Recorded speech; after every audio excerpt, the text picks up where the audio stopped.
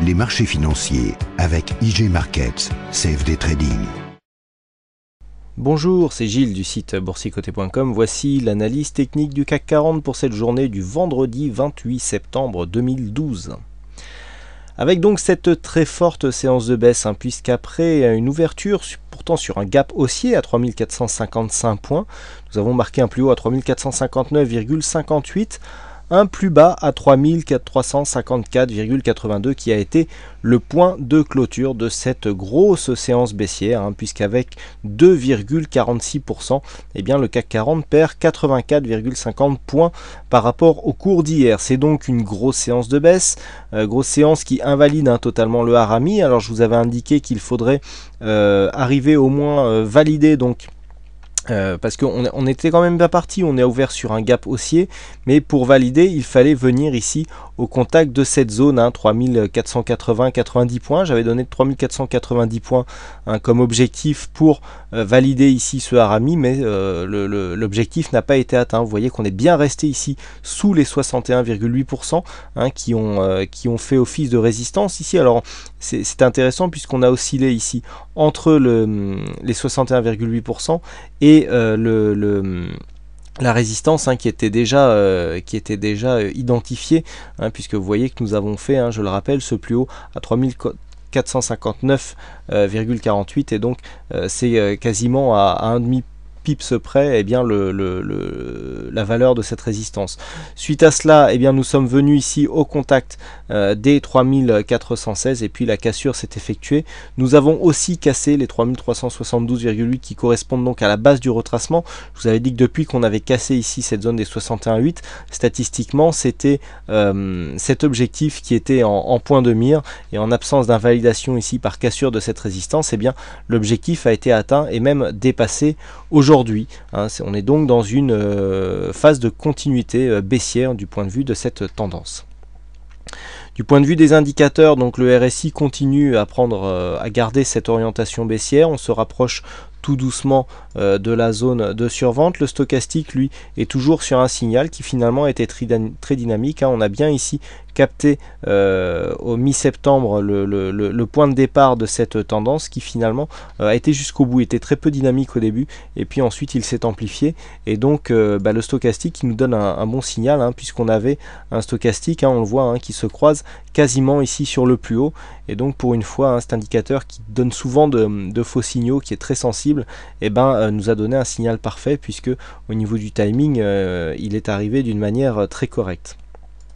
Du point de vue du MACD, finalement c'est pareil, donc on a eu ce retournement qui est intervenu en même temps que le stochastique, donc là on est clairement en train d'accentuer la dynamique. Alors si on s'éloigne un petit peu, voilà, on peut voir qu'on est ici sur des amplitudes qui sont tout à fait correctes. Vous voyez que mi-avril on avait eu beaucoup plus d'amplitude, et donc on voit qu'on n'est pas encore dans une phase trop exagérée sur ce MACD.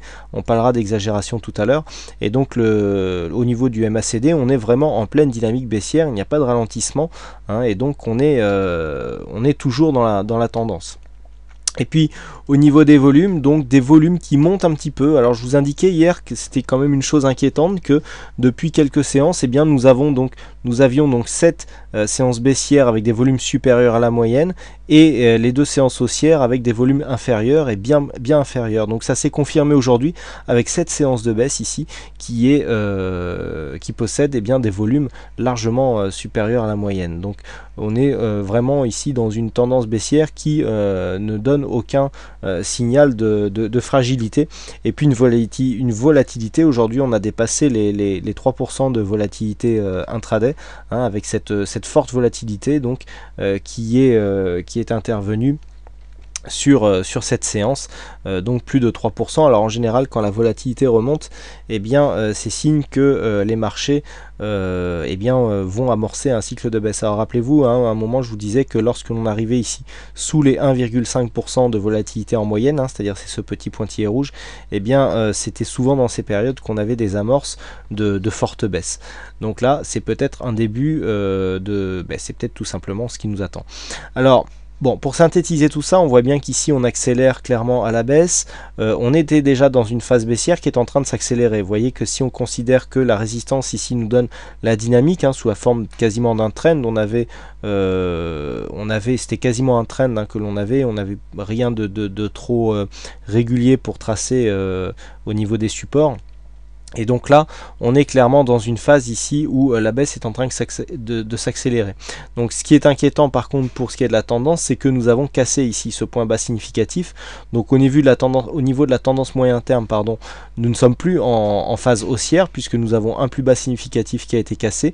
Donc le fait d'avoir ici un plus haut que le précédent et un plus bas, nous fait rentrer dans une tendance moyen terme neutre. Il faudra confirmer en cas de réorientation ici d'avoir une hausse qui soit bien inférieure à ce précédent plus haut pour vraiment passer, et puis que ce plus haut bien sûr soit significatif, pour vraiment passer en tendance moyen terme baissière.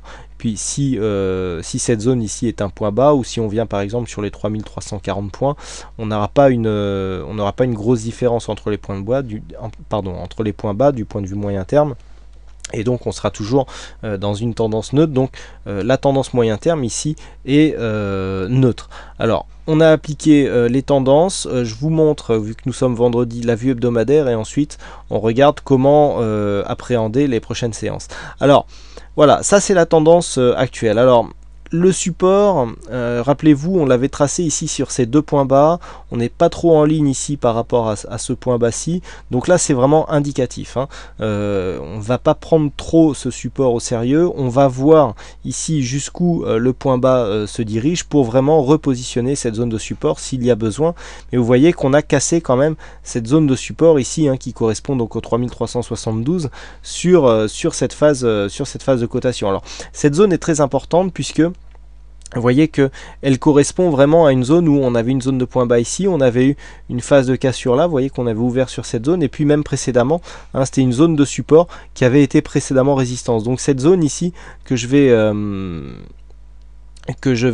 épaissir, eh bien, est une zone très importante. Alors le fait qu'elle soit cassée à la baisse, eh bien, peut nous replonger ici dans un mouvement baissier, avec un premier objectif ici qui se situerait à 3280 points sur la tendance moyen terme. Vous voyez que cette zone de support résistance est une zone aussi très travaillée. Donc le fait de casser cette zone, eh bien, nous donnera un objectif à 3280 points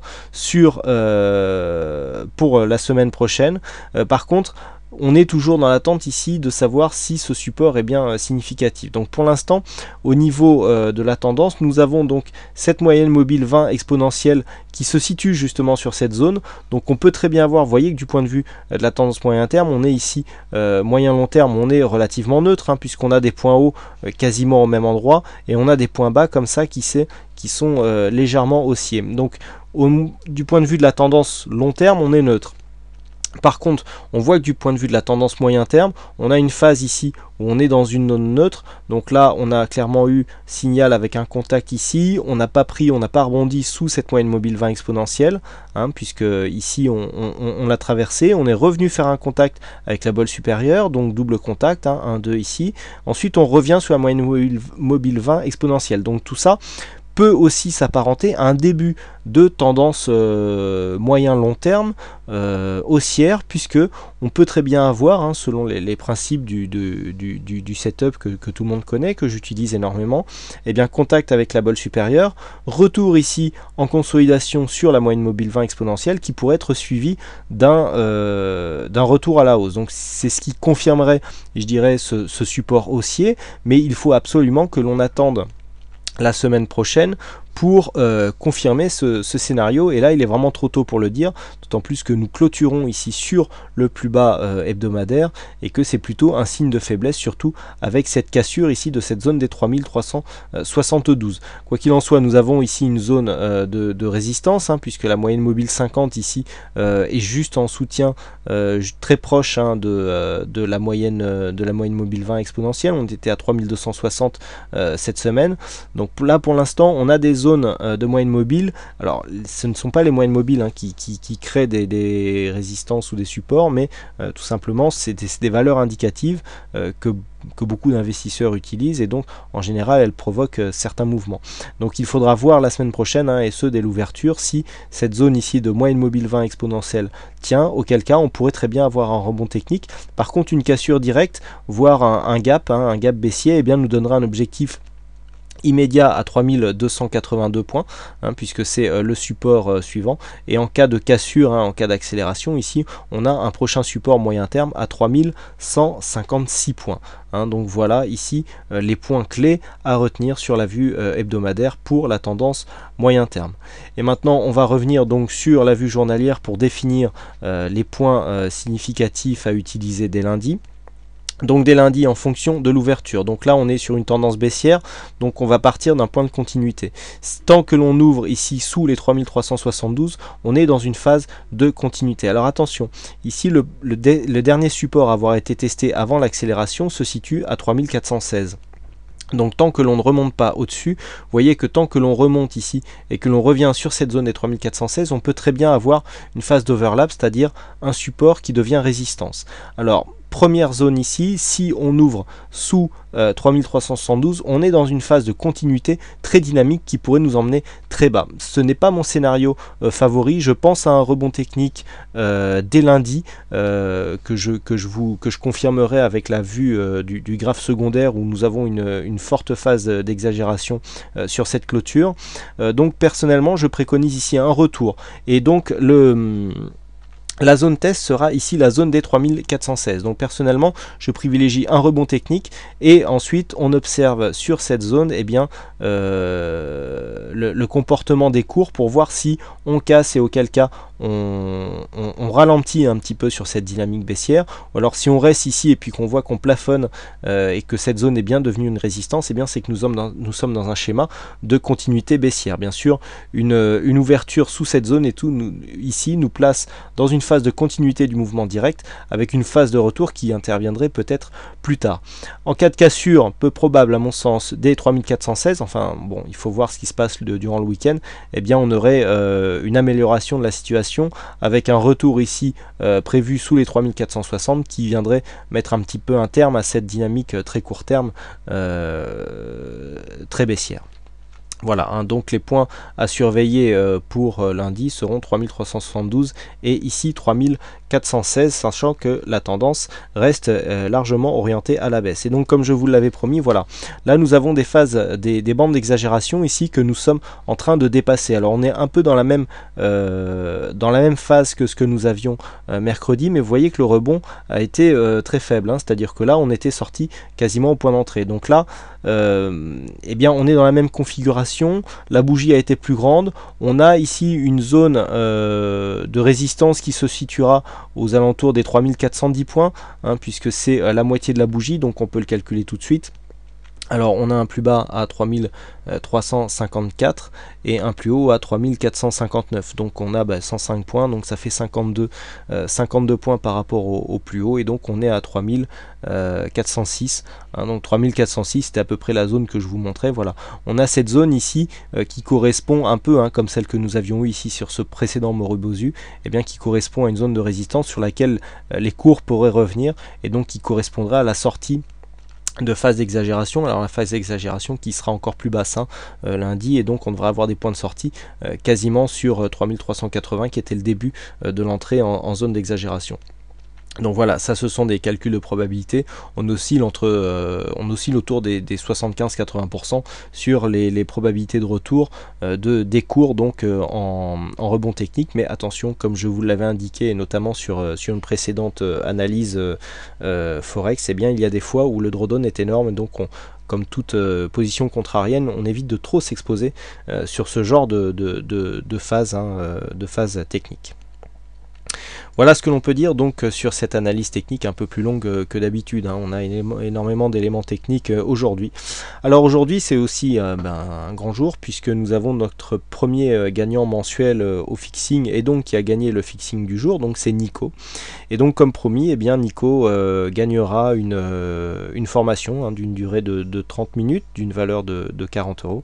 Le jour où il le souhaite, hein, une heure, il faudra qu'on se mette d'accord sur une heure et donc séance de coaching ou de formation au choix, donc qui sera offerte suite au gain du fixing. Donc les compteurs seront remis à zéro le mois prochain et j'espère que vous serez encore très nombreux à participer à ce jeu gratuit et donc sans réelle obligation pour essayer tenter de gagner ce lot.